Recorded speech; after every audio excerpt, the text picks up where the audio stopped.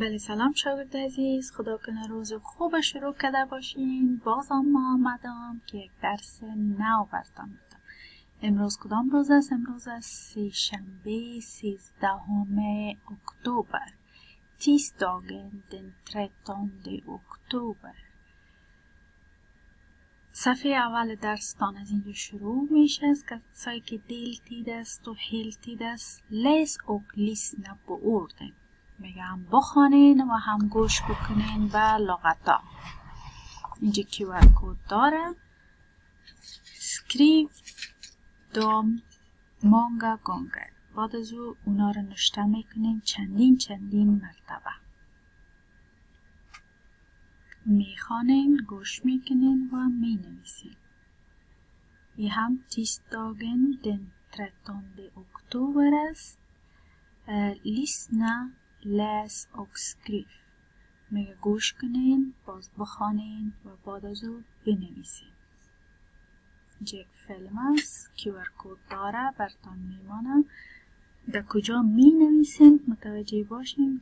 در کتابتان در صفحه 42 framåt 2 صفحه 42 واز میکنین، باز QR کد میزنین، در داخل کتابتان می نویسین و تکرار میکنین.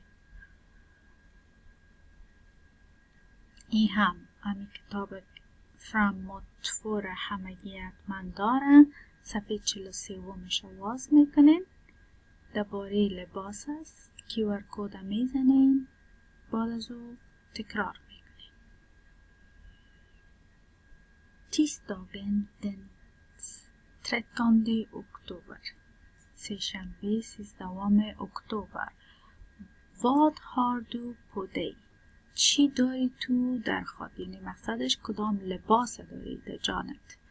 Prata med en kamrat. که یک کسی گپ بزنین، یا صنفیتان یا در فامیلتان یک کسی. Vad har du på dig? چی داری تو در خود؟ در خود مقصدش یعنی کالا چی داری در جانت.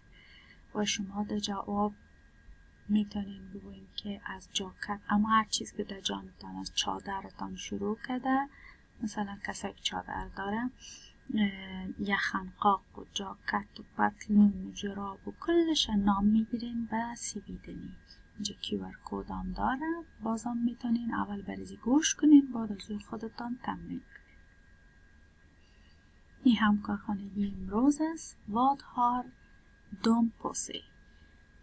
چی دارن آنها در خود؟ مقصدش یعنی کدام لباس اونا پوشیدن. Hon har یعنی او زن داره، مثلا نام میگیرین که اینی چیز، اینی چیز، اینی چیز. Hen har یعنی نه زن نه مرد. کدامش است؟ شاید اینی باشه، نه زن نه مرد.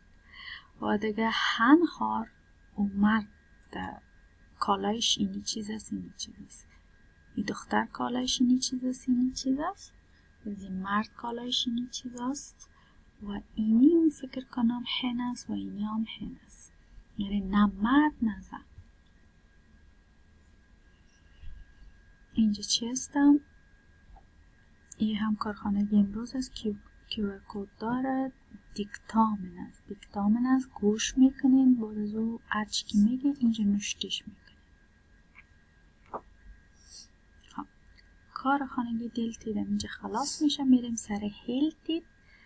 هلتید کارخانگیش از اینجا شروع میشه. کلدر و فریر. یک فیلم است. QR کدش میزنین، فیلم گوش میکنین، درباره لباس و رنگا گپ میزنین. اینجا هم یک فیلم دیگه است. این فیلم خوب سعی چندین مرتبه گوش کردین، این فیلم گوش میکنین. بعد از او اما تکستی که ما دیروز خواندیم که درباره داوید بود، او تکست میارین در این قسمت نوشته میکنین. مقصدش است که این تکست میارین اینجا نوشتش میکنین. خب کار خانگیتان همینقدر بود. خدا کنه فهمیده باشین. باز هم اگه کدام سوال براتون پیش میشه، شما میتونین کتمه یا کتلیسه به تماس شوین. روز خوب داشته باشین. وقت خوب با فامیلایتان. خدا حافظ.